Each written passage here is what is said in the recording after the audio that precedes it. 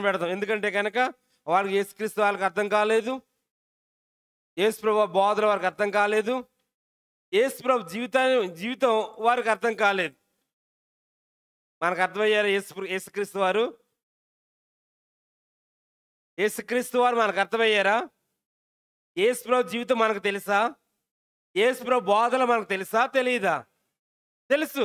అంటే యేసుక్రీస్తు వారు మనకు అర్థమయ్యారు, అందుకే రక్షించబడ్డాం. యేసుప్రభు బోధలు అనేకమైన వింటూనే ఉన్నాం.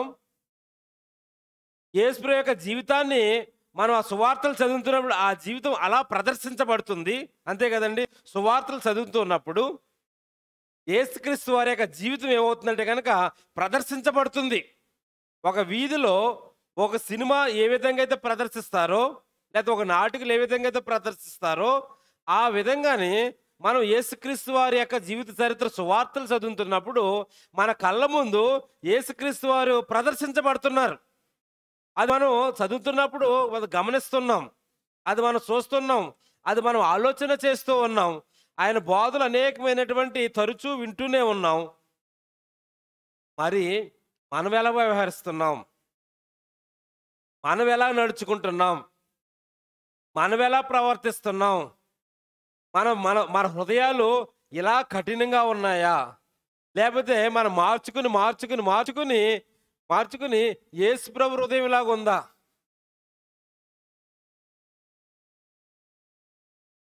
యేసుక్రీస్తు వారి హృదయం లాగా ఉందా? కాబట్టి ఈ దినాన్ని మనం ఎన్నో ఎన్నో ఎన్నో ఎన్నో విషయాలు నేర్చుకుంటూ ఉన్నాం. ఎన్నెన్నో మన ముందు కనబడినటువంటి అనేకమైన కనబడుతూ ఉన్నాయి. అది ఎలా కనబడతాయి మనం ఆలోచన చేద్దాం. అనేకమైన కనబడుతూ ఉన్నాయి. అలా కనబడుతున్నటువంటి పరిస్థితుల్లో, మీరు గమనిస్తున్నటువంటి పరిస్థితుల్లో అక్కడ మీరు యేసుప్రభు యొక్క హృదయంతో ఆలోచన చేస్తున్నారా, లేదా కఠిన హృదయంతో మీరు ఆలోచన చేస్తున్నారా, లేదా మనం ఆలోచన చేస్తున్నామా అన్నది ఆలోచన చేయవలసినటువంటి అవసరత చాలా ఉంది. అలాగ ఆలోచన చేయటానికి కొన్ని విషయాలు ఆలోచన చేయడం ప్రయత్నం చేద్దాం. దీంట్లో ప్రస్తుతము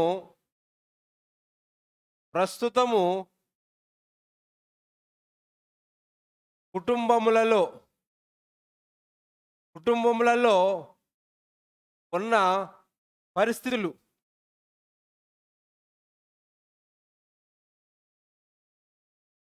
ప్రస్తుతము కుటుంబంలో ఉన్నటువంటి పరిస్థితులు ఆలోచన చేద్దాం. ఎందుకంటే మొట్టమొదటి మనం ఏమైనా ఆలోచన చేస్తే కనుక, మన కుటుంబం దగ్గర ఆలోచన చేస్తే కనుక, మన కుటుంబం ఒకసారి చూస్తే కనుక, మన కుటుంబాన్ని ఒకసారి తొంగు చూస్తే కనుక మనకి మన విషయాలు అర్థమవుతాయి.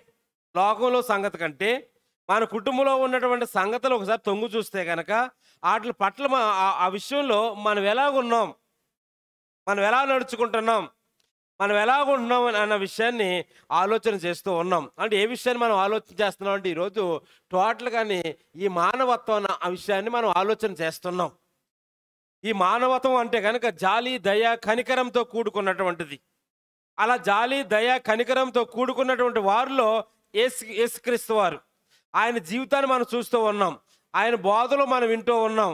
కాబట్టి ఆయన జీవితాన్ని మనం చూస్తూ, ఆయన బోధలు మనం వింటూ ఎంతవరకు మనం మార్పు చెందాం, ఎంతవరకు మన కుటుంబాలని మనము కుటుంబ పట్ల మనం వ్యవహరిస్తున్నాం అన్న విషయాన్ని ఆలోచన చేస్తే కనుక ఈరోజు కొన్ని కుటుంబాల గురించి ఆలోచన చేస్తే అమ్మను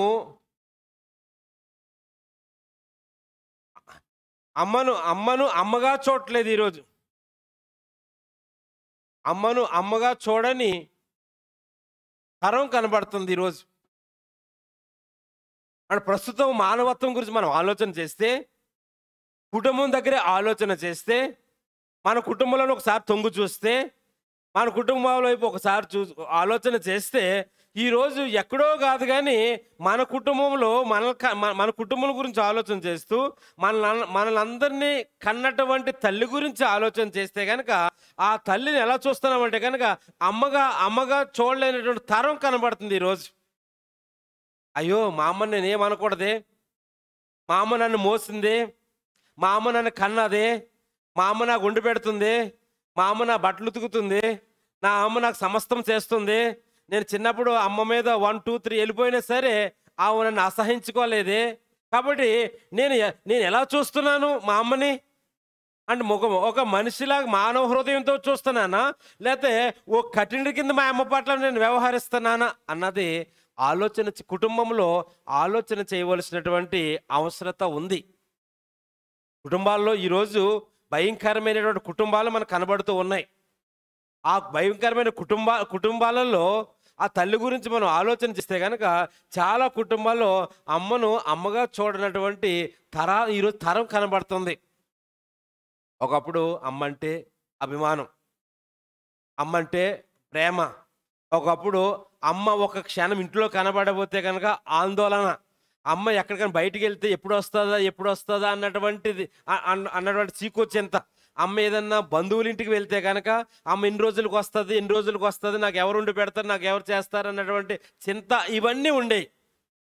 వయసు వచ్చింది, ఆలోచన పెరిగింది, చదువుకున్నావు, ఉద్యోగం చేస్తున్నావు, వివాహం అయింది. అయిన తర్వాత అది వస్తే నాకేంటి, రాకపోతే నాకేంటి, అది ఉంటే నాకేంటి, అది లేకపోతే నాకేంటి. అలాగా కుటుంబాల్లోనే ఈరోజు మానవ విలువలు లేనటువంటి కుటుంబాలు కనబడుతూ ఉన్నాయి. ఆ మానవ విలువలు లేనటువంటి కుటుంబాల్లో అమ్మను గురించి ఆలోచన చేస్తే కనుక అది మనకు అద్దం పట్టినట్టుగానే ఈరోజు కనబడుతూ ఉంది. అలా కనబడుతున్నట్టంటే కనుక అలాగా అమ్మని అంత కఠినంగా చూస్తే కనుక అసలే మానవత్వం ఉందా మనకి? అమ్మని అంత కఠినంగా చూస్తే, అమ్మని ఒక శత్రువులాగా చూస్తే, అమ్మని చేతులు కొడితే, అమ్మని నోరుతో దూషిస్తే, అమ్మని కాలుతో గెంటేస్తే, అమ్మని లేకపోతే కనుక రోడ్డు మీదకి ఈడ్చుకుని వెళ్ళిపోతే కనుక అసలే ఆ హృదయం ఎలాంటి హృదయం, ఎంత కఠినమైనటువంటి హృదయం. అలాగా ప్రస్తుతం ఏం కనబడుతుంది అంటే, ప్రస్తుతం కుటుంబాల్లో ఈ పరిస్థితులు కనబడుతూ ఉన్నాయి. ఇలా చూస్తే కనుక నాన్నగా చూడని తరం కనబడుతుంది ఈరోజు కన్న తండ్రిని తండ్రిగా చూడలేనటువంటి తరం కనబడుతుంది. అంటే నాన్న లేకుండా మన ఇంత లోడ్ ఎవరు నాన్న అసలు వాస్తవంగానే నాన్న యొక్క రక్తము చెమటగా మారిన తర్వాత ఈ స్థితికి వచ్చాం మనం. అంతేనండి. నాన్న యొక్క రక్తము చెమటగా మారిన తర్వాత ఈ స్థితికి వచ్చి ఈ మంచి బట్టలు వేసుకుని, మంచి పెన్ను జేబులో పెట్టుకుని, మంచి సెల్ ఫోన్ జేబులో పెట్టుకుని, నెల మంచి 28 రోజులకు 26 రోజులకు అదేంటి రీఛార్జ్ చేసుకుని ఇంట్లో కూర్చుని ఫ్యాన్ కింద కూర్చుని సోఫా కూర్చుని ఒక మంచి పేట్లో తింటున్నామంటే కనుక నాన్న యొక్క రక్తము చెమట కింద మారితేనే కానీ ఈరోజు ఇన్ని సౌకర్యాలు మనం అనుభవించట్లేదు అసలే. అవునంటారా కాదంటారండి? పిల్లలు చెప్పండి, అవునంటారా కాదంటారా? అవునండి. అంటే ఈరోజు మనం మైండ్లో భలేగా అన్నం ఉంది, భలే ఫలం వండింది మాయమ్మ, లేదా భలే ఉన్నాయి, ఇవన్నీ అనుకుంటా ఉంటాం. అవన్నీని నాన్న యొక్క రక్తం చెమట కింద మారి మన దగ్గరికి అన్నం కింద వచ్చింది. ఒక్కొక్కసారి ఆ ప్లేట్నే తన్నేస్తాం నచ్చలేదని, నాన్న కష్టార్జితం తన్నేస్తున్నాం అప్పుడు. కాబట్టి అంటే ఈరోజు మానవత్వం లేనటువంటి, మానవ హృదయాల్లో లేనటువంటి, మెత్తన హృదయాల్లో లేనటువంటి కుటుంబాలు ఈరోజు మన ఇంట్లోనే మన ముందే కనబడుతూ ఉన్నారు. అలాగా మానవత్వం లేనటువంటి వారు కనబడుతున్నారు. అలాగే అంతేకాకుండానే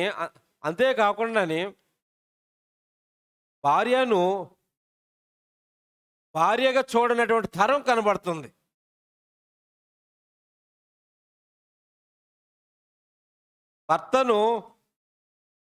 భర్తగా చూడనటువంటి తరం కనబడుతుంది. అంటే ఈరోజు ఎలాగుందంటే భార్యను భార్యగా చూడలేదు, భార్యను చూడలేదు, భర్తను భర్తగా చూడలేదు. అంటే భార్యను దూషించడం, భార్యను కొట్టడం, భార్యను చిత్రహింసలు పెట్టడం.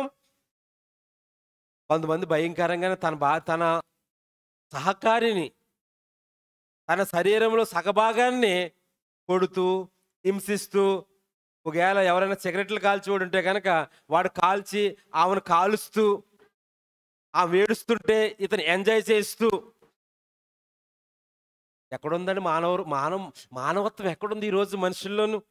అంటే అలా మనం ఏం చేయాలంటే మెత్తని హృదయాన్ని సంపాదించుకోవాలండి. ఈ కఠిన హృదయంతో వ్యవహరించకూడదు. జీవితాన్ని అలా వ్యవహరించకూడదు.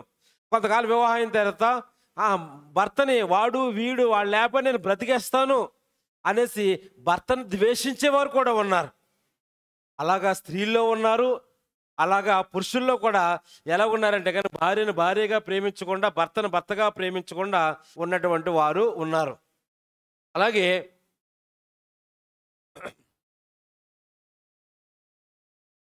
పిల్లలను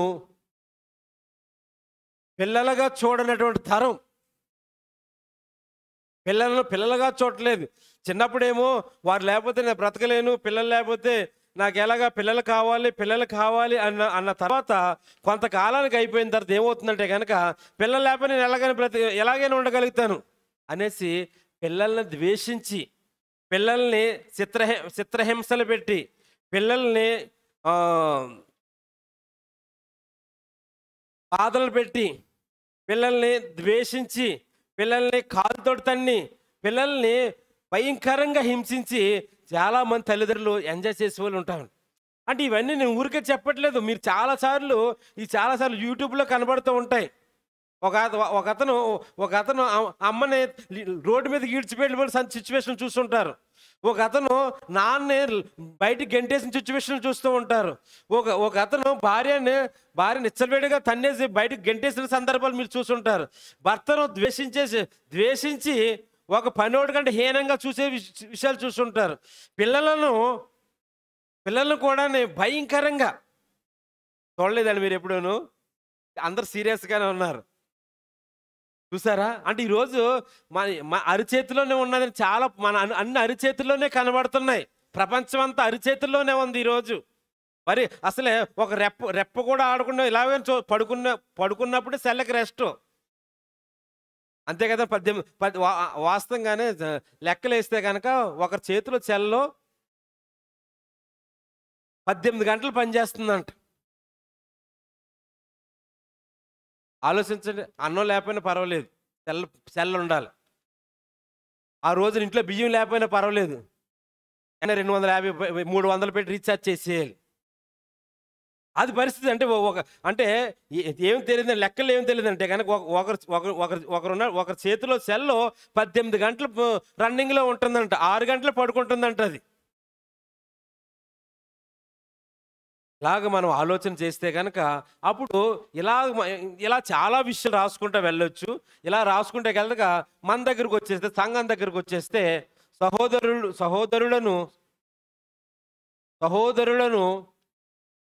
సహోదరుడుగా చూడనటువంటి తరం. ఒక సహోదరులుగా చూడలేకపోతున్నాం. ఆయన క్రీస్తునందుకు కడగబడ్డాడు, నేను క్రీస్తునందుకు కడగబడ్డాను. ఆయన ప్రత్యేకించబడినటువంటి వాడు, నేను ప్రత్యేకించబడినటువంటి వాడు. అతను దేవుని కుమారుడు, నేను దేవుని కుమారుడు. ఆమె దేవుని కుమార్తె, నేను దేవుని కుమార్తె.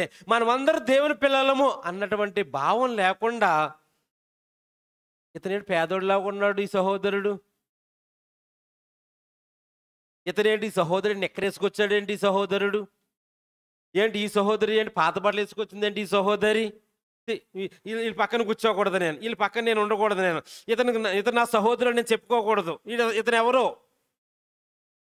అలాగా నేటి కాలంలో సంఘాల్లో కూడా ఎలా ఉన్నామంటే కనుక సహోదరుడి కింద చూడనటువంటి పరిస్థితి, సహోదరుడి కింద చూడనటువంటి పరిస్థితి కనబడుతున్నాయి. కాబట్టి ఇవన్నీ విషయాలు మనం ఆలోచన చేస్తే కనుక మానవ హృదయాలు కఠినంగా ఉన్నాయా, లేకపోతే మానవ హృదయాలు మెత్తడి హృదయాల్లాగా ఉన్నాయండి, లేకపోతే మానవ హృదయాలు యేసు ప్రభు హృదయాల్లాగా ఉన్నాయా, లేకపోతే మానవ హృదయాలు ఒక కఠినుడితో కూడుకున్నటువంటి హృదయాల్లాగా ఉన్నాయా అన్నది మనం ఒకసారి ఆలోచన చేసుకోవాల్సినటువంటి అవసరం ఉంది. అంటే ఎలాగ ఎప్పుడెప్పుడు ఎలాగ జాలిగా ఉండాలో, ఎప్పుడెప్పుడు ఎలాగ కనికరంగా ఉండాలో ఆ విషయాలు మనం చర్చిస్తాం, ఆలోచన చేద్దాం. ముందు ప్రస్తుతం కుటుంబాలు ఎలా ఉన్నాయంటే గనక ఈ విధంగా ఉన్నాయి. లేదా ఒక మాటలో చెప్పుకోవాలంటే తోటి మనిషిని తోటికి అంటే తోటి మనిషిని తోటి మనిషిని మనిషిగా చూడని తరం మాట. టోటల్‌గా ఆలోచన చేస్తే గనక తోటి మనిషిని మనిషిగా చూడలేనటువంటి తరం. ఎంత భయంకరం అంటే ఈ రోజుల్లోనూ కుక్కనైనా బాగా చూస్తాడు గానీ మనిషిని బాగా చూడట్లేదు ఈరోజు. కుక్క కన్నానే అన్నం పెడతాడు గానీ తల్లికి అన్నం పెట్టట్లేదు ఈరోజు. కుక్క కన్నా ఏదైనా కుక్క కన్నాని అది వేసుకోకూడదు అయినా సరే ఓ కుక్క కన్నాని ఓ డ్రెస్ కొంటాడు కానీ నాన్నకు డ్రెస్ కొండు ఈరోజు. పిల్లలుగా అది కుక్క కన్నా బిస్కెట్లు చేస్తాడు కానీ పిల్లలకి దానికి బిస్కెట్ ఇవ్వకూడదు, ఆడికి బిస్కెట్లు ఆడికి పప్పలు తేకూడదు, ఆడికి ఏమి తేకూడదు, స్నాక్స్ ఇవ్వకూడదు, ఏమి ఇవ్వకూడదు అనేసి ఈరోజు ఎలా ఉన్నారంటే కనుక మనిషి లేదా ఒక క్రైస్తవుడు ఎలా ఉన్నాడంటే కనుక ఈ విధంగా తోటి మనిషిని మనిషిగా చూడనటువంటి విషయం కనబడుతూ ఉంది. అందంగా ఉంటే ఓలాను ప్రేమిస్తాం, అంతే కదండి. అందంగా ఉంటే ఓలాను ప్రేమిస్తాం, తెల్లగా ఉంటే ఓలాను ప్రేమిస్తాం, నల్లగా ఉంటే ఓలాను ప్రేమిస్తాం, ధనవంతులైతే ఓలాను ప్రేమిస్తాం, పేదవాడైతే ఓలాను ప్రేమిస్తాం, ఆడు కారు ఉంటే ఓలాను ప్రేమిస్తాం, వాడికి సైకిల్ ఉంటే ఓలాను ప్రేమిస్తాం, ఆడికి ఇల్లు ఉంటే ఓలాను ప్రేమిస్తాం, వాడికి ఇల్లు లేకపోతే ఓలాను ప్రేమిస్తాం. చివరికి ప్రార్థనా కూడికలు కూడాని ఆడు మంచి భోజనం పెడితే మనం అందరం వెళ్ళిపోతాం. వాళ్ళ ఇంటికి ఆడు భోజనాలు ఏం పెట్టడండి, ఏం పెట్టండి, వాళ్ళ ఇంటికి ప్రార్థనకి ఎందుకండి? అదండి మన స్థితి. ఎవరైనా భోజనాలు బాగా పెట్టి కుటుంబం ఉందనుకోండి, అక్కడికి ఆ రోజున అందరూ వెళ్ళిపోతారు ప్రార్థనకి. వాళ్ళ ఇంట్లో పేదోళ్ళు భోజనాలు కూడా పెట్టలేదు, అయినా సరే చిన్న కృతజ్ఞత కూడుకొని టీ చుక్కలు ఇస్తాడు. ఆడింటికి ఎందుకు లేరా ప్రార్థనకి? అలాగా హృదయాలు ఈరోజు ఏమయ్యాయి అంటే కనుక మానవ హృదయాల్లో కింద ఆలోచించవలసినటువంటి, యేసుప్రభు యొక్క హృదయం కింద ఆలోచించవలసినటువంటి, యేసుప్రభు యొక్క బోధలు విని జీవితాన్ని దిద్దుబాటు చేసుకోవాల్సినటువంటి మనము ఈరోజు ఎలా ఉన్నామంటే కనుక కఠినంగా హృదయాల కింద తయారై ఉన్నాము. దీనికి ఒక ఉదాహరణ చూద్దాం. ఈ అంశానికి ఈ అంశానికి ఒక ఉదాహరణ చూద్దాం. ఒక ఉదాహరణలు ఎవరు కనబడతారంటే కనుక రాజు అయినటువంటి సౌలు కనబడతాడు. రాజు అయినటువంటి సౌలు కనబడతాడు. ఆ రాజు అయినటువంటి సౌలు ఎలాగ వ్యవహరించాడో ఒకసారి చూద్దాం. మొదటి సమూయేలు గ్రంథము 18వ అధ్యాయము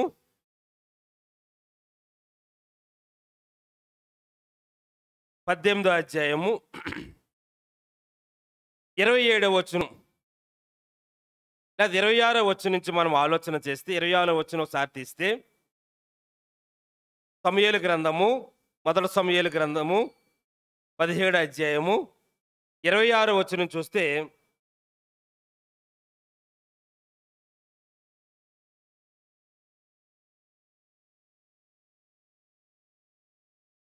దావీదు దేవగల దేవుని సైన్యములను తిరస్కరించుటకు ఈ సున్నతి లేని ఫిలిష్తీయుని ఎంతటివాడు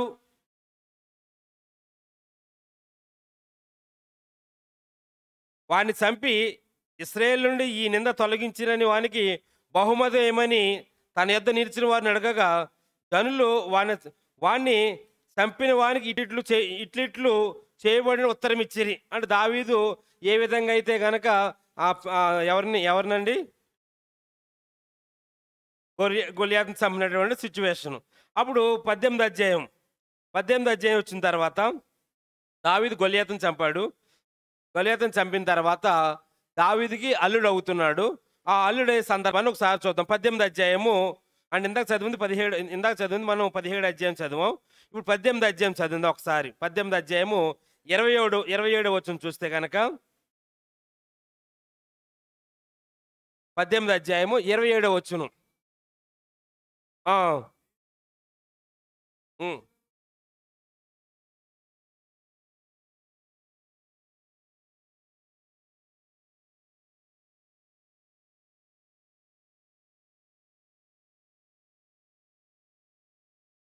చాలు. అంటే దావీదుని లేదా సౌలు దావీదుని అల్లుడి కింద చేసుకున్నాడు. సౌలు దావీదుని ఏం చేసుకున్నాడంటే కనుక అల్లుడి కింద చేసుకున్నాడు. 19:1 వచ్చును.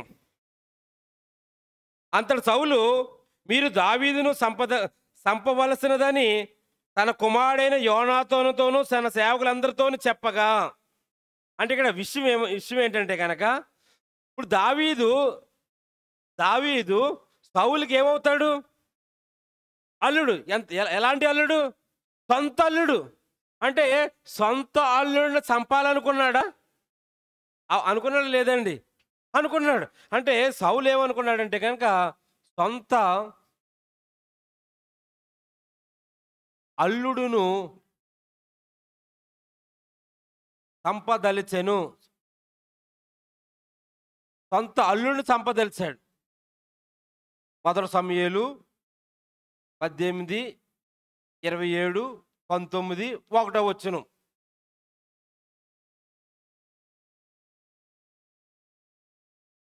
అంటే ఈ ఉదాహరణ ఎందుకు ఆలోచన చేసామంటే కనుక సాధారణంగానే ఎవరైనా సరే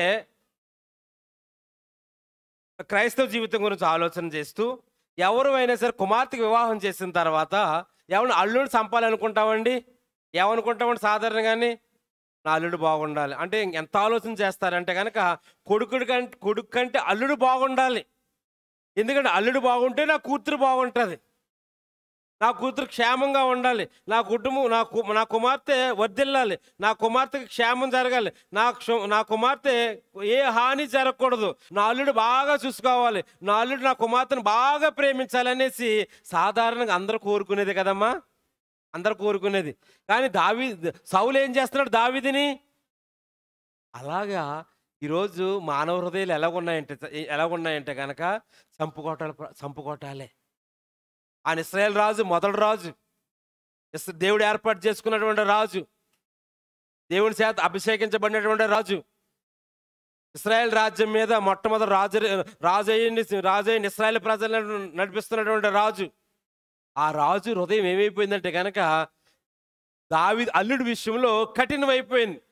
అల్లుడి విషయంలో ఇలా కఠినమైపోయినటువంటి సౌలు ఏం చేశారంటే కనుక సొంత అల్లుడినే చంపాలనుకున్నాడు. అప్పుడు సౌలుకి మానవత్వం ఎక్కడుంది? మానవత్వం ఏముంది? మానవ హృదయం ఏముంది? ఏమీ లేదు.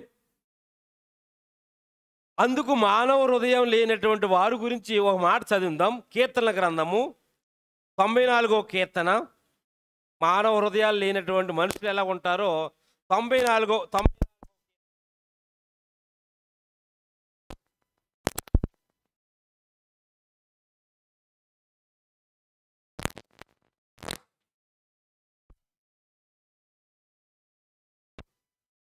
8వ వచనం.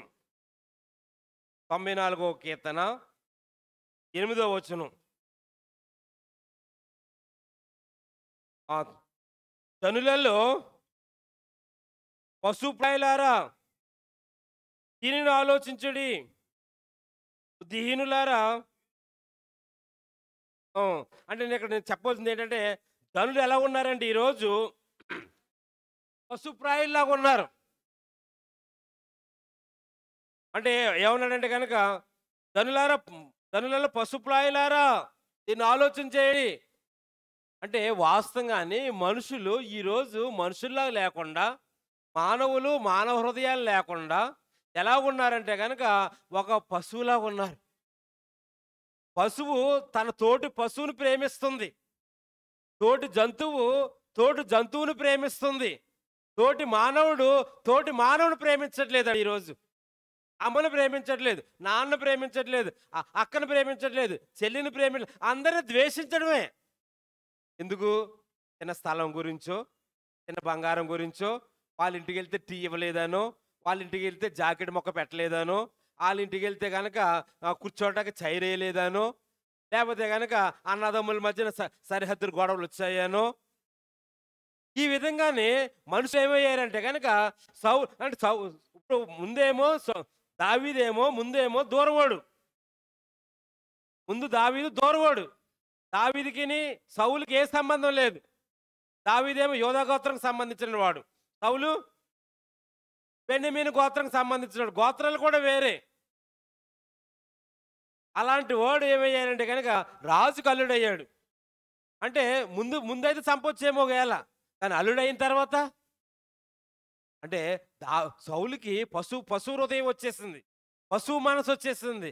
అల్లుడు అన్నటువంటి ఆలోచన కాకుండానే అతని వ్యామోహం అంతా ఎక్కడ దేని మీద ఉందండి? కుర్చీ మీద ఉండిపోయింది, సింహాసనం మీద ఉండిపోయింది.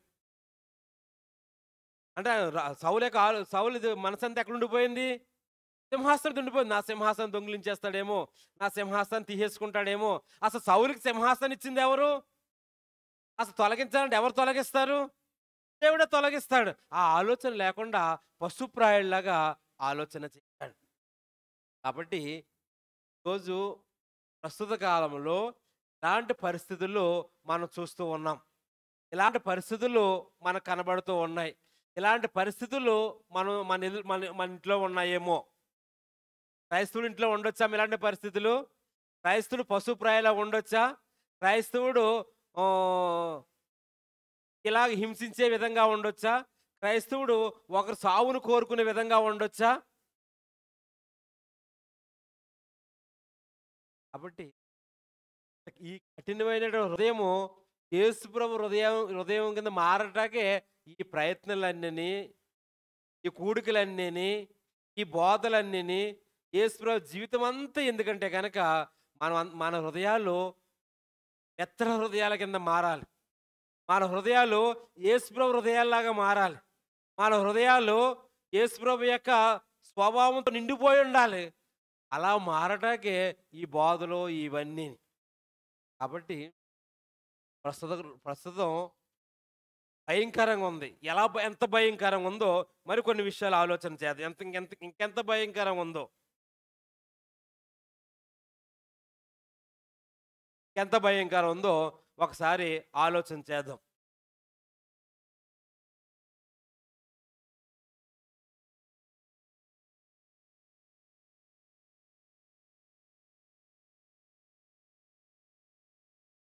అంటే ప్రస్తుతం కుటుంబంలో ఉన్నటువంటి పరిస్థితులు ఆలోచన చేస్తాం. కుటుంబం, లోకం, అలాగే ప్రస్తుతం లోకంలో ఉండు మనుషుల యొక్క ఆలోచనలు. ప్రస్తుతము లోకములో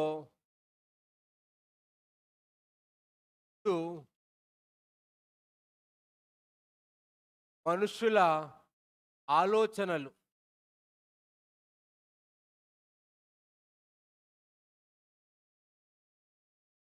రెండు ఒకటే. అంటే ఇదేమో పరిస్థితులు అన్నాం, అసలు ఆలోచనలు ఎలా ఉన్నాయి? పరిస్థితులు ఏమో ఇంత తీవ్రంగా ఉన్నాయి, అసలే మనిషి యొక్క ఆలోచనలు ఎలా ఉన్నాయి? ఆ విషయాలు ఒకసారి ఆలోచన చేయటానికి ప్రయత్నం చేద్దాం. ఎలా ఉన్నాయని మనం ఆలోచన చేస్తే, ఒక ఆమె ఉంది. ఆమె విధవరాలు.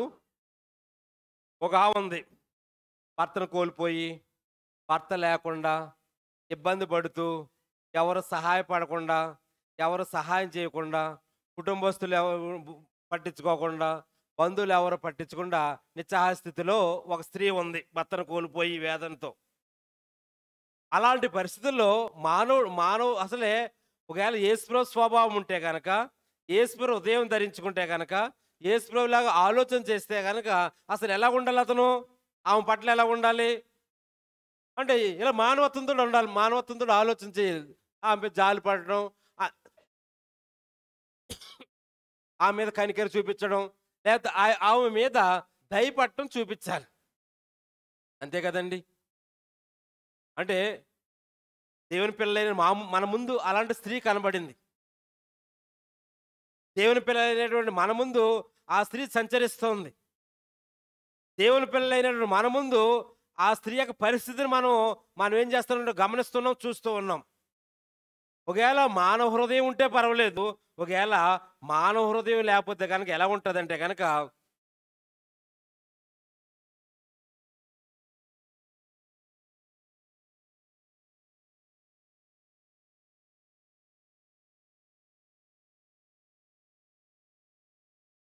ఆమెకెవరో లేరు కదా! ఆమెకు భర్త లేడు కదా! ఆమెనెవరు పట్టించుకోవట్లేదు కదా! ఆ పూరి గుడిసెలో ఒంటరిగా కనపడుతుంది కదా!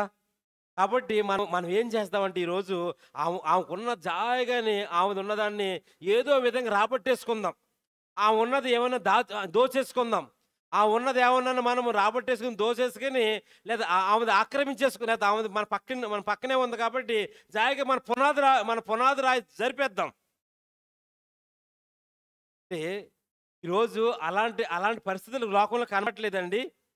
ఉన్నాయి లేవండి? ఉన్నాయి. భర్త లేని స్త్రీని చూస్తే ప్రతి ఒక్కరికి లోకువే ఈరోజు.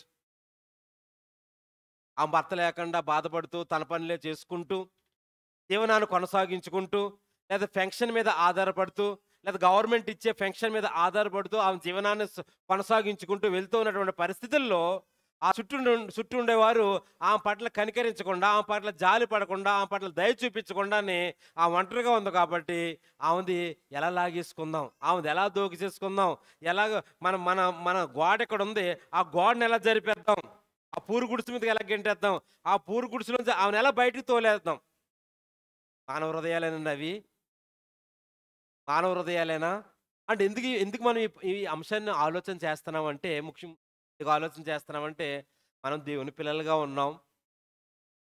దేవుని పిల్లలుగా జీవిస్తూ ఉన్నాం. యేసుప్రభు యొక్క బోధలు వింటూ ఉన్నాం. యేసుప్రభు జీవితం మన ముందు ప్రదర్శించబడుంది. అవన్నీ యేసుప్రభు యొక్క ఆలోచనలు యేసుప్రభు యొక్క ఆలోచనలన్నీ మనకు తెలుసు. యేసుప్రభు జీవిత విధానం అంతా మనకు తెలుసు. ఆయన ఆయన ఆయన ఆయన ఈ లోకానికొచ్చినప్పుడు ఆయన నడిచినటువంటి విధానం గానీ, ఆయన జాలిపడినటువంటి విధానాన్ని బడి గానీ, ఆయన కనికరించబడినటువంటి విధానం గానీ మనకు అన్నీ తెలుసు. అవన్నీ తెలిసి, అవన్నీ ఆలోచించి మనం మనం మన హృదయాల్లో క్రీస్తుని ప్రతిష్ఠించుకోవాలన్న ఆలోచన కలిగి ఉన్నటువంటి మనము అసలు మన హృదయాలు ఎలాగున్నాయి? బయట హృదయాల సంగతి మనకెందుకు గానీ, వచ్చినటువంటి మన హృదయాలు ఎలాగున్నాయి? ఎంత కఠినంగా ఉన్నాయి? తోటి వారి పట్ల ఎంత కఠినంగా వ్యవహరిస్తున్నాం? నా కూతురు పట్ల నేను ఎంత కఠినంగా ఉన్నాను, నా కొడుకు పట్ల ఎంత కఠినంగా ఉన్నాను, కట్టుకున్న భార్య పట్ల నేను ఎంత కఠినంగా ఉన్నాను. ఇంత కఠినంగా నేను ఉండకూడదు. నా హృదయాన్ని మెత్తన చేసుకోవాలి. నా హృదయం మారాలి. క్రీస్తులాగా నేను మారిపోవాలి.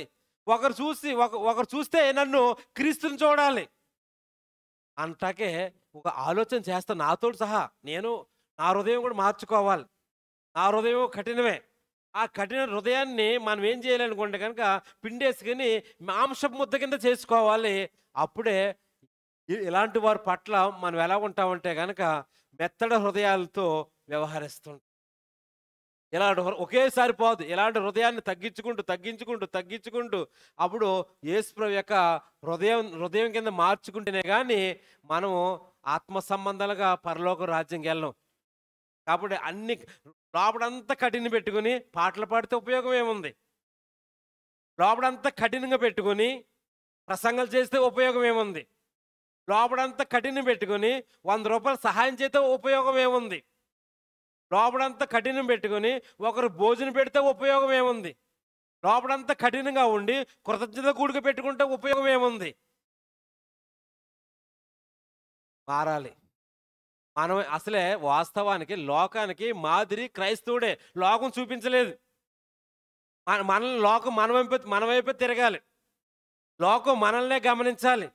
అమ్మో, వాళ్ళు చర్చికి వెళ్తున్నారండి, వాళ్ళు ప్రార్థనా కూడికలు వెళ్తున్నారండి, వాళ్ళ చర్చలు ఉపవాసాల కూడికలు జరుగుతున్నాయండి. ఆ కూడుకుల్లో అతను పాల్గొని అతను పాటలు పాడి ఆ ప్రసంగాలు విండి తన జీవితాన్ని ఎలా మార్చుకున్నాడండి. నిజంగా అతను జాలి గెలవాడండి. అతను ఎంత దయ గెలవాడండి. అతను ఎంత కరుణా సంపన్నుడండి. ఎంత ఒకవేళ ఒక పిలిస్తే పలుకుతాడండి. ఒకసారి మనకిష్టం లేని వాళ్ళు వచ్చి, మన ఇంట్లో ఉన్నాము, మనకిష్టం లేని వాళ్ళు వచ్చి లేకపోతే రాజా అని పిలిచారు, లేదా ఆనందం అని పిలిచారు, లేకపోతే యేసుబాబు అని పిలిచారు. అలాంటి మనకి ఇష్టం లేకపోతే ఏం చేస్తామండి? పలుకుతామండి? పలకం. అంటే ఎందుకు పలకం అంటే కనుక వాళ్ళ పట్ల మనం హృదయాన్ని ఏం చేసుకున్నాం? కఠినం చేసేసుకున్నాం.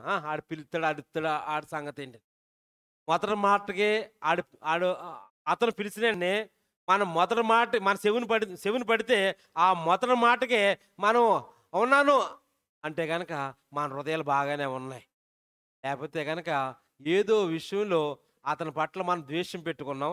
ఏదో విషయంలో అతని మీద పగ పెట్టుకున్నాం. ఏదో విషయంలో అతని మీద కోపంగా ఉన్నాం. అందుకే హృదయాలను ఏం చేసుకుంటున్నామంటే గనక ఏం చేసుకుంటున్నాం. అప్పుడు ఇలాగే ఇలాగే ఒకడు అనాథగా కనపడ్డాడు. అనాథగా కనపడ్డాడు. తల్లిదండ్రులు కోల్పోయి దుఃఖంతో ఉంటూ చిన్న వయసులోనే చదువుకున్నటువంటి వయసులోనే అమ్మ నాన్న కోల్పోయి, లేకపోతే ఒక అమ్మను కోల్పోయి, లేకపోతే ఒక నాన్న కోల్పోయి, లేకపోతే ఇద్దరిని కోల్పోయి ఇక్కడ వచ్చిన ఒకటి వేసుకోండి. లోక 20:47 చదవద్దులే. ఒక అనాథ, తండ్రి లేనటువంటి వాడు, తల్లి లేనటువంటి వాడు, దిక్కు లేనటువంటి వాడు, ఎవరు పట్టించుకోలేని కుర్రాడు కనపడ్డాడు. ఒక అమ్మాయి కనపడింది. అంటే అనాథ పట్ల ఎలా ఉంటుందండి? ఎలా ఉంటుంది అంటే, సాధారణంగా లోకంలోనూ మనుషులకి ఎవరంటే లోకు తెలుసండి? పెదవాళ్ళంటే లోకు, భర్త లేని స్త్రీ అంటే అందరికీ లోకువే. తర్వాత మళ్ళీ లోకు ఎవరండి? తల్లిదండ్రులు లేని పిల్లలంటే లోకువ. తర్వాత అండి పరదేశి అంటే లోకువ, విదేశీయుడు అంటే లోకు. ఆడు భాష రాదు కాబట్టి కొంచెం ఏడిపించి ఆడి చేత బూతు మాటలు మాట్లాడిస్తాం అలాగా. కానీ ఈ 3 విషయాల్లోనూ దేవుడు వాళ్ళ పక్షాన్ని ఉంటాడని మనకు తెలుసండి. పాత నిబంధన అంతా ఆలోచన చేస్తే కనుక, పాత నిబంధన అంతా గురించి ఆలోచన చేస్తే కనుక దేవుడు ఎవరి పక్షాన్ని ఉంటాడని ఎక్కువ మాటలు కనబడుతూ ఉంటాయండి. విధవరాల పక్షాన్ని, దిక్కులేను అనాథల పక్షాన్ని, లేకపోతే కనుక పరదేశుల పక్షాన్ని ఎవరుంటారండి? దేవుడు ఉంటాడండి. కానీ ఇలాంటి అనాథ ఒకరు కనబడితే కనుక ఎలా ఉంటుందంటే కనుక, వాడితో పని చేయించుకుందాం, వాడితో పని చేయించుకుందాం.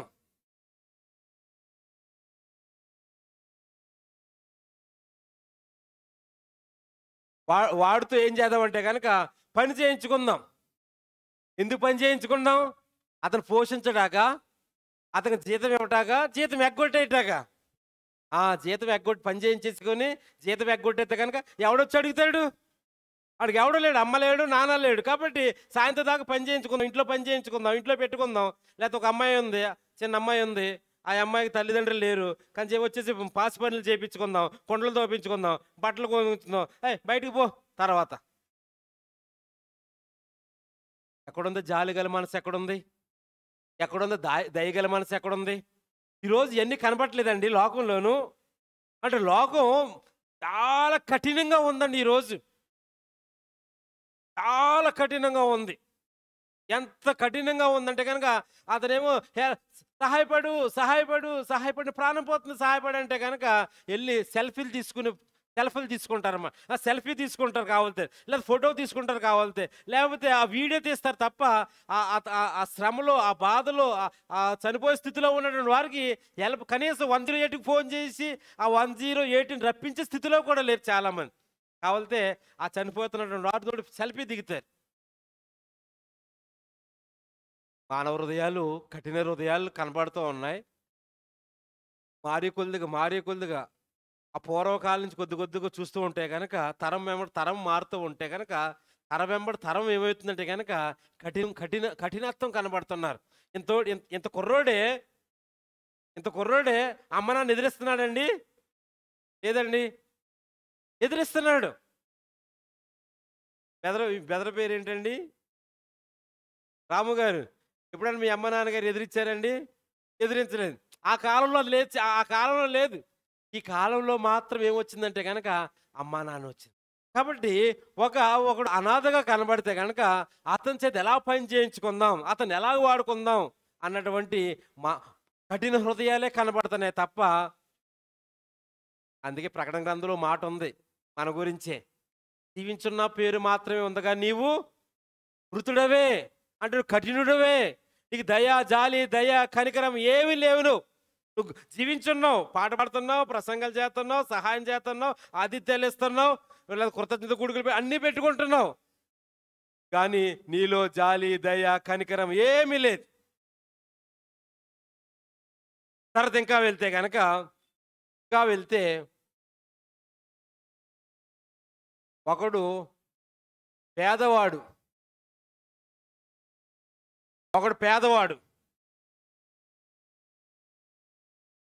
పేదోడు అతను కష్టపడితే కానీ నొక్కాడదు, కష్టపడితేనే కానీ కుటుంబం అంతా పోషించదు. అలాంటి పేదవాడు ఉంటే కనుక అతను కూడా ఏం చేస్తామంటే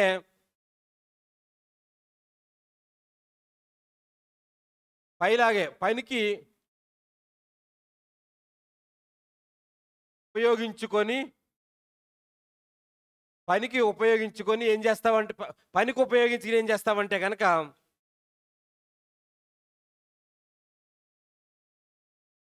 పని చేయించేసుకుంటావు. సాయంత్రం దాకా పని చేయించుకుంటావు. సాయంత్రం పని చేసుకున్న సాయంత్రం 6 అవుతుంది. 6 అవుతే ఏం చేయాలండి? జీతం ఇవ్వాలి. కానీ ఆ రోజునే శుక్రవారం ఏమంటామండి? రేపు ఇస్తానులే అంటాం. అంటే అతను ఉదయం నుంచి సాయంత్రం పనిచేసింది ఎందుకు? జీతం కోసం. ఆ జీతం తీసుకెళ్ళి ఏం చేయాలనుకుంటున్నాడు? వెళ్తా 1 కేజీ బియ్యమును, 1/2 కేజీ వంకాయలు పట్టుకుని ఇంటికి వెళ్ళి భార్యతో కూర వండించుకోవాలి. కాకపోతే అవి పట్టుకెళ్ళకపోతే అతనికి ఆ రోజు పస్తు ఉండాలి. కానీ నాలంటోడు పని చేయించేసుకుని సాయంత్రం ఇంటికి వెళ్ళే ముందు లేకపోతే సమయం చూసి ఇంకా లైట్లు వేయలేదు, ఇప్పుడు లైట్లు వేసాం, చీకట్లు ఇవ్వకూడదు, ఏవి ఉన్నాయి కదండి, శుక్రవారం. అలాగా రోజు ఏం చేస్తున్నారంటే కనుక ఆ పేదవాడితోటి ఆటలాడుతున్నారండి. పేదవాడితోటి ఆటలు. ఆడేమో కడుపు కాలిపోయి బాధపడి రోజంతా కష్టపడి జీతం తీసుకెళ్తే ఇంటికాడ నా కూతురు ఎదురు చూస్తూ ఉంటుంది, నా కొడుకు ఎదురు చూస్తూ ఉంటాడు. నా కూతురు సాయంత్రం వస్తా డాడీ ఓ పెన్ తీసుకురా అన్నది. కొడుకేమో డాడీ వస్తా నాకు ఓ పెన్సిల్ కొనుక్కురామన్నారు, చార్ట్ కొనుక్కురామన్నారు. కాబట్టి సాయంత్రం వెళ్తా మా ఓనర్ గారు ఏమో డబ్బులు ఇచ్చేస్తారు.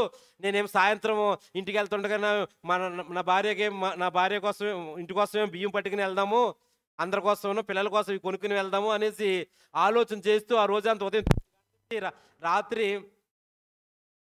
సాయంత్రం 5 గంటల దాకా 6 గంటల దాకా పనిచేస్తూ ఉంటే యజమానుడు అనే మాటలు ఏంటంటే కనుక శుక్రవారం లైట్లు వేసాను, రోజు ఇవ్వకూడదు, రోజు మంచి రోజు కాదు, రేపిస్తాను.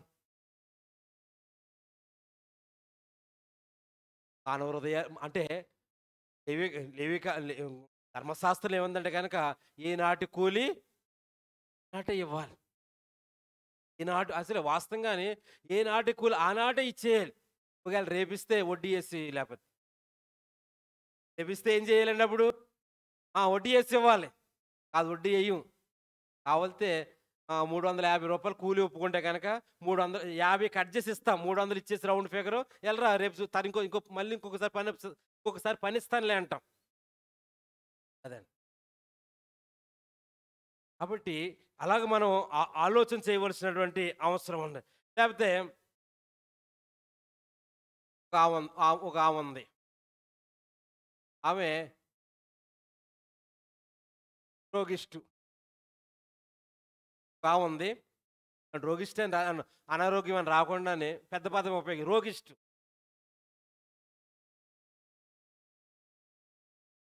అప్పుడు చేస్తామంటే కనుక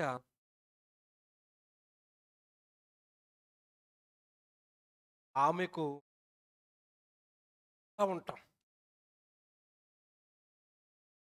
ఆమె కాదు, ఎవరైనా మగవాడైనా ఆడవాళ్ళైనా ఎవరైనా సరే ఎవరైనా జబ్బుతోటి బాధపడుతున్నారనుకోండి, వారికి ఎలా ఉంటామండి? దూరంగా ఉంటాం.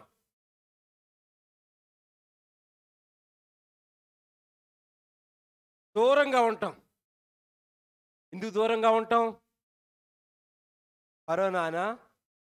కరోనాలోనే చాలామంది తెగించి సేవ చేసిన వాళ్ళు ఉన్నారు కదండి.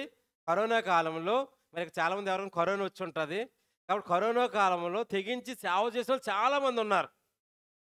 కానీ ఈరోజు ఎవరైనా సరే అందంగా కనపడితే వాళ్ళ దగ్గరికి వెళ్తాం. మంచి బట్టలేసుకుంటే వాళ్ళ దగ్గరికి వెళ్తా ఉంటాం. వా వాళ్ళ దగ్గర సెంట్రోసనతో వాళ్ళ దగ్గరికెళ్ళి కూర్చుంటాం కొంతసేపు.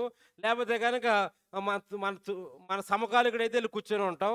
కానీ ఎవరన్నా అనారోగ్యంతో ఉన్నారని, అతను ఏదో చిన్న వ్యాధితో బాధపడుతున్నాడని, అతనికి చిన్న సమస్యతో బాధపడుతున్నాడని చూస్తే గనక పశువు కంట హీనంగా చూస్తాం మాట. ఆళ్ళింటి మొఖ వంపు కూడా చూడం.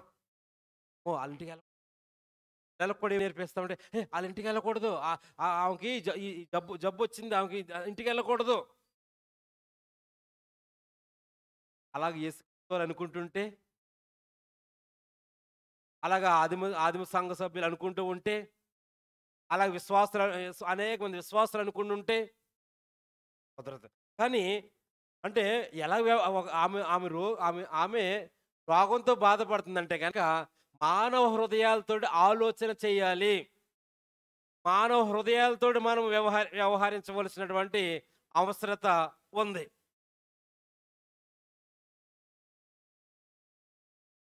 లేతే ఎంత దిగజారిపోతారంటే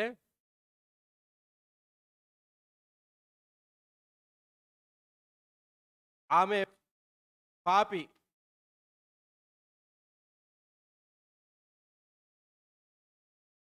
ఆమెతో పాపం చేద్దాం. అంత దిగజారిపోయే మనుషులున్నారు ఈరోజు.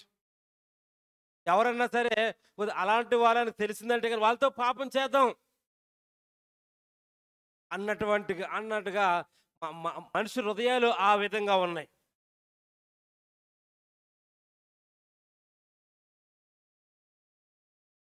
వాడు ఇష్టగాడా వాడిని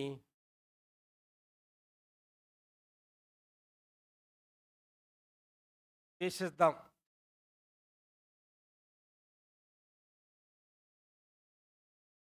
కాబట్టి ప్రస్తుతం లోకంలో ఉన్నటువంటి మనుషుల యొక్క ఆలోచన ఎలా చూస్తే కొంటే, ఇలాగ ఆలోచన చేస్తూ ఉంటే, ఇలాగ మనం గమనిస్తూ ఉంటే కనుక ఏ మనిషి హృదయం కుదురుగా లేదండి.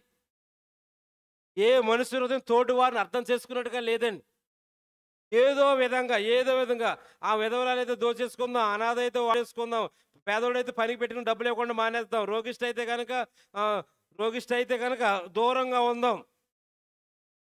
వాడు పేదోడైతే లేదా అడుక్కుని వాడైతే మన గుమ్మ ముందుకు వస్తే కనుక అమ్మా భిక్షమేవాడంటే కనుక ఆడిని అసలు అసహించుకుందాం. అంటే వాస్తవంగానే మన ఇంటి ముందుకి ఎవరైనా వచ్చి అమ్మా భిక్షమేయండి అన్నారనుకోండి, ఏం చేయలేండి మనం? అవకాశం ఉంటే ఓ గుప్పుడు బియ్యం వెయ్యాలి అంతేనండి.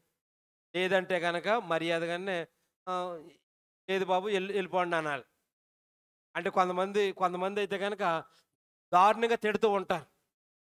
కొంతమంది ఏమంటూ ఉంటారంటే గనక చేతులు ఖాళీలు లేవు అంటూ ఉంటారు కదండీ కొంతమంది. అప్పుడు అతను అనాలి, అమ్మా నీ చేతులు ఖాళీ అయిన దగ్గర కూర్చుంటానమ్మంటే అవమానం. కొంతమంది ఏమంటారంటే గనక సహాయం చేయకుండా నా దగ్గర చిల్లర లేదంటారు. అప్పుడు ఎంత చిల్లర కావాలని అడిగితే అది అవమానమే. కాబట్టి అలాంటి లూజు మాటలు మనం మాట్లాడకూడదు. చేయితే ఒకరు సహాయం చేయాలి. యేసుప్రభు సహాయం చేసినట్టుగా సహాయం చేయాలి. అంతే తప్ప వాళ్ళతో కఠినంగా మాట్లాడకూడదు. లూజు మాటలు మాట్లాడకూడదు. లూజు మాటలు మాట్లాడితే మనకే అవమానం. 92 కీర్తన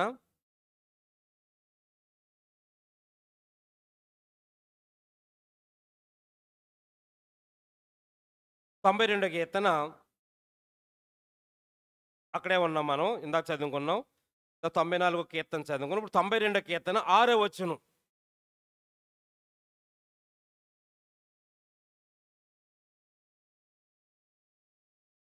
పశుప్రాయులు వాటిని గ్రహింపరు. ఏమి గ్రహింపరు అంటే గనక మన పాఠం ప్రకారంగా ఏమి గ్రహింపరు. పశు హృదయ గలవాడు, కఠిన హృదయ గలవాడు ఎవరిని గమనిస్తాడండి? ఏమి గమనించడు. ఏమి గమనించకుండా ఏం చేస్తాడంటే గనక అలాగా తోటి వారి పట్ల వ్యవహరిస్తూ ఉంటుంటాడు. పశుప్రాయులు. కాబట్టి అంటే ఇక్కడ మాట రాసుకుంటే దండి మానవత్వము లేని వారి మాటలు, మానవ హృదయాలు లేనటువంటి కఠిన హృదయాలతో ఉన్నటువంటి వాడు మాట్లాడే మాటలు ఇవ్వండి, ఇలాంటి ఇవ్వండి, ఎలా వ్యవహరిస్తాడండి, ఎలా మాట్లాడతాడండి, ఎలా జవాబిస్తాడండి, ఎలాగ అసహించుకుంటాడండి, ఎలాగ పేదోడిని దోసుకుంటాడండి, దోసుకుని మేళ్ళ కట్టడానికి ప్రయత్నం చేస్తాడండి. ఆడ మేళ్ళు ఉండవండి, ఏదో రోజున ఏమవుతాయంటే కనుక కూలిపోతాయి. క్రైస్తవుడిది ఎవరిది దోసుకోకూడదు, ఎవరిది ఆశించకూడదు. ఆ పాటలన్నీ మనం చాలాసార్లు విన్నాం. అంటే ఆశించకుండా ఉండాలంటే కనుక మానవ హృదయంతో ఆలోచన చేయాలి, యేసుప్రభు హృదయంతో ఆలోచన చేయాలి. యేసుప్రభు ఎవరిదని దోచుకున్నారా? ఆయన దోచుకోలేదు, కావాలితే ఆయన ప్రాణాన్నే పెట్టేశారు ఆయన. కాబట్టి క్రైస్తవులు మానవత్వం ఉన్న మనిషిగా జీవించాలంటే అతనికి యేసుప్రభు జీవితం అర్థం కావాలండి. ఈరోజు క్రైస్తవుడు మానవత్వం కలిగిన మనిషిలా జీవించాలంటే కనుక యేసుప్రభు యొక్క హృదయం అర్థం కావాలి, యేసుప్రభు యొక్క జీవితం అర్థం కావాలి, యేసుప్రభు యొక్క బోధన అర్థం కావాలి. ఒకవేళ మనం అందరూ క్రైస్తవులు, మనం దేవుని పిల్లలం, దేవుని పిల్లలము, దేవుని కుమారులు, దేవుని కుమార్తెలు.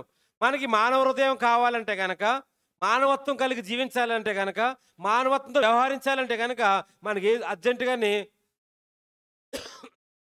ఎవరికైనా బ్లడ్ ఎక్కించాలనుకోండి, ఆ బ్లడ్ అర్జెంటుగా మనకు అప్పుడప్పుడు చూస్తూ ఉంటాం. అర్జెంటుగా ఏ పాజిటివ్ కావాలి, బి పాజిటివ్ కావాలి, సి పాజిటివ్, ఇలా చెప్తూ ఉంటారు. అంటే ఎమర్జెన్సీగా ఆ బ్లడ్ వాళ్ళకి అవసరం. ఈరోజు మానవ హృదయాలు లేకపోతే, కఠిన హృదయంతో ఉంటే కనుక మనకి ఎమర్జెన్సీగానే యేసుప్రభు జీవితం అర్థం కావాలి, యేసుప్రభు జీవితం మనకు కావాలి, యేసుప్రభు బోధలు ఎమర్జెన్సీగా మనకు కావాలి, యేసుప్రభు బోధలు మనం స్వీకరించాలి, యేసుప్రభు మాటలు మనం గైకొనాలి, యేసుప్రభు యొక్క జీవితాన్ని ఒకసారి తొంగు చూడాలి, యేసుప్రభు జీవితాన్ని మన ముందు ఒకసారి ప్రదర్శించుకోవాలి. యేసుప్రభు జీవన శైలి ఎలా ఉంది, యేసుప్రభు ఎలా జీవించారు, యేసుప్రభు ఎలా బ్రతికారు, యేసుప్రభు ఎలా ప్రవర్తించారు, యేసుప్రభు ఎలా మాట్లాడారు, యేసుప్రభు తోటి వారితోట్ల ఎలా ఉన్నారన్నది మనకి అర్థమైన రోజునే మనం ఎలా ఉంటామంటే కనుక మానవ హృదయాల్లో ఉండి ఆ కఠిన హృదయాన్ని తీసేసుకొని మానవ హృదయాలతోటి ఆలోచన చేస్తామండి. లేకపోతే కనుక మనం యేసుప్రభు మనలో లేకపోతే కనుక, యేసుప్రభు మనలో లేకపోతే కనుక, యేసుప్రభు మనలో జీవించలేకపోతే కనుక, యేసుప్రభు మనలో లేకపోతే కనుక ఇలాగ మన జీవితాలు ఇలాగ మన జీవితాలు కొనసాగుతాయండి. అలా కొనసాగటానికి ఈరోజు యేసుప్రభు దగ్గర రాలేదండి. అలా కొనసాగటానికి కృతజ్ఞత కూడుకులు పెట్టుకోవట్లేదండి. అలా జీవించడానికి ఉపవాస కూడుకులు పెట్టుకోవట్లేదండి. అలా బ్రతకడానికి ఆరాధనకి మనం వెళ్ళలేదండి. మనం ఎలా బ్రతకడానికి వెళ్తున్నాం అంటే కనుక యేసుప్రభు అలా బ్రతకడాకే, యేసుప్రభు జీవించడాకే మనం ఈరోజు బైబిల్ చదువుతున్నాము, అనేక కూడుకుల్లో పాల్గొంటున్నాం అంటే కనుక అదండి. మన హృదయాన్ని మార్చుకోవాలండి, మన ఆలోచనలు మార్చుకోవాలండి, మన ప్రవర్తన మార్చుకోవాలండి, మన నడవడికను మార్చుకోవాలండి, ఆ కఠిన హృదయాన్ని తీసివేసుకోవాలండి, ఆ పశుప్రాయులు మనలో ఉండకూడదండి. ఆ పశువు అన్న అంటే మన గురించి మాట్లాడలేదు, లోకం గురించి ఆలోచిస్తే కనుక పశువు అన్న ఒకసారి మనం, లేకపోతే ఈ యానిమల్ ఛానల్లో మనం చూస్తూ ఉంటామండి. ఒకవేళ పెద్ద ఏనుగు ఉంది, పెద్ద ఏనుగు ఉంది, ఆ చిన్న ఏనుగు మీదకి సింహం వస్తుంటే కనుక ఆ పెద్ద ఏనుగు ఏం చేస్తుందండి? తన పిల్లలు తొండంతో ఇలా గెంటేస్తుంది, తన కాళ్ళ కింద గెంటేసుకుంటుందండి. అంటే తన పిల్ల పట్ల అంత ప్రేమ చూపిస్తుందండి. లేకపోతే కనుక అడుగు గేదెలు ఉంటాయి, అడుగు గేదెల మీదకి సింహం దాడి చేస్తుంది అనుకోండి, ఆ అడుగు గేదెలన్నీ ఒకటైపోయి ఆ సింహం మీద తిరగబట్టే ప్రయత్నం చేస్తాయండి. అంటే తన తోడు జంతువు పట్ల ఎలాగుంటుందంటే కనుక మనిషి హృదయంలాగా ఆలోచన చేస్తున్నాయండి. కానీ మనిషే పశువు హృదయంలాగా ఆలోచన చేస్తున్నాడు. అదే దురదృష్టకరమైనటువంటి సంగతి. ఆ జీవులేమో మానవ హృదయంతో ఆలోచన చేస్తున్నాయి, మనమేమో పశు హృదయంతో ఆలోచన చేసి ఎలాగా మన జీవితాలను కొనసాగుతున్నాయి. కాబట్టి సహోదరులు, మనం ఆలోచించితే గనక మన యేసుప్రభు మనకి అర్థం కావాలి. సర్వమానవాళికి యేసుప్రభు ఏంటండి? సర్వమానవాళికి యేసుప్రభు మాదిరి, మన యేసుప్రభువే మాదిరి. మానవత్వానికి ప్రతిరూపం ఎవరండి? మానవత్వానికే ప్రతిరూపం యేసుప్రభు. రోజు ఈ విషయం ఆలోచన చేయాలంటే యేసుప్రభు దగ్గరికి వెళ్ళాలి. ఈ విషయం ఆలోచన చేయాలంటే యేసుప్రభు దగ్గరికి వెళ్ళాలి. ఈ విషయం ఆలోచన చేయాలంటే యేసుప్రభు దగ్గరికి వెళ్ళాలి. ఈ విషయం యేసుప్రభు దగ్గరికి ఆలోచన చేయాలంటే ఈ ఆలోచన యేసుప్రభు దగ్గరికి వెళ్ళాలి. ఈ విషయంలో ఎలా నడుచుకోవాలని ఏ మనసు పెట్టాలంటే యేసుప్రభు దగ్గరికి వెళ్ళాలి. ఈ విషయం ఆలోచన చేయాలంటే కనుక యేసుప్రభు దగ్గరికి వెళ్తే కనుక మాన అది మానవత్వానికి ప్రతిరూపంగా యేసుప్రభు కనబడతారండి. యేసుప్రభు కనబడతారు. అంటే మానవత్వం ప్రతిరూపం ఆయన.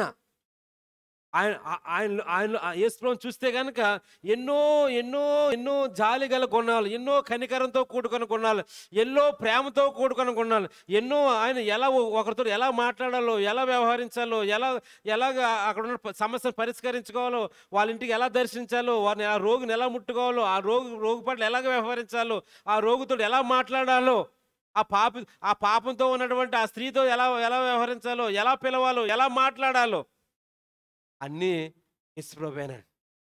కాబట్టి మొదట్లో అనగానే ఈరోజు మనకు అర్థం కావాలంటే యేసు లోకస్తులకి అది అర్థం కాలేదండి. ఎవరు అర్థం కాలేదు? యేసుప్రభు అర్థం కాలేదు. మనకు అర్థం కావాలండి. లోకస్తులకి యేసుప్రభు జీవితం అర్థం కాదండి. ఎందుకంటే నేను స్వీకరించలేదు కాబట్టి వాళ్ళకి అర్థం కాదు. కానీ యేసుప్రభు జీవితం మనకు అర్థం కావాలి, మన బతుకులు మార్చుకోవటానికి. వాళ్ళకి అర్థం కాదు. లోకస్తులకి యేసుప్రభు బోధలు వాళ్ళకి అర్థం కావాలండి. మనం అర్థం చేసుకోవాలండి. అప్పుడు అర్థం చేసుకుంటే మనము మనిషిలాగే నడుచుకుంటాం, మనిషిలాగే వ్యవహరిస్తాం, మనిషిలాగే మాట్లాడుతాం.